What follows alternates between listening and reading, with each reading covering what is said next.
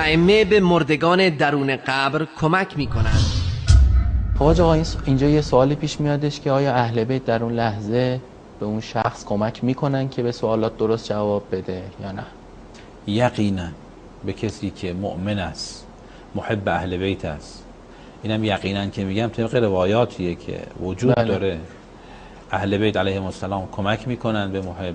حتی در روایت داریم وقتی که طرف توی قبر ازش سوال میشه، ولایت اهل بیت علیهم السلام خطاب میکنه به نماز و روزه و حج و اینا، خطاب میکنه به نماز، به روزه، به خمس، به زکات، به حج، به اعمال اون شخص، به اعمال اون شخص، چون شیعه معتقد است به تجسم اعمال مجسم میشه. بله. ولایت اهل بیت مؤمن توی قبر میبینه یه سری افراد توی قبرش هستن،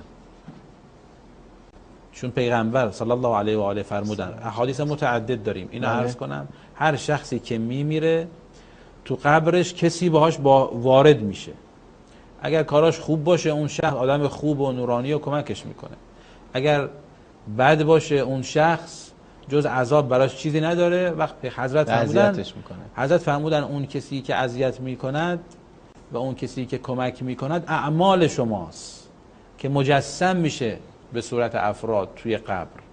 لذا در روایات داریم که ولایت اهل بیت علیهم السلام توی قبر مؤمن وارد میشه، میبینه چقدر شخص نورانی، اما میره کنار، خطاب میکنه به نماز، به روزه، تجسم اعمال در ذهنتون باشه، حالا بحث مفصلی وقتی اشاره میکنیم، خطاب میکنه به نماز، به روزه، به حج و این اعمالی که هست فروع دین.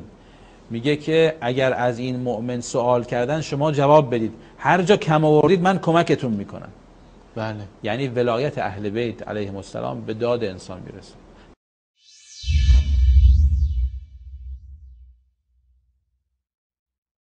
بینندگان گرامی، در احادیث صحیح و معتبر و کتب تفسیر اهل سنت و شیعه آمده است که الله متعال است که مؤمنان را در دنیا و آخرت با سخن استوار، محکم و استوار نگه می دارد و کمک می کند، نه ائمه.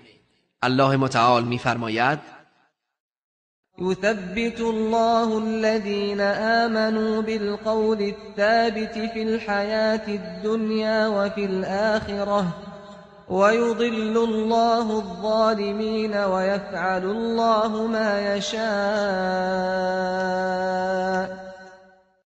الله مؤمنان را در دنیا و آخرت به خاطر سخن استوار، محکم و استوار نگه می دارد. و مراد از فی الاخره در این آیه در قبر می باشد.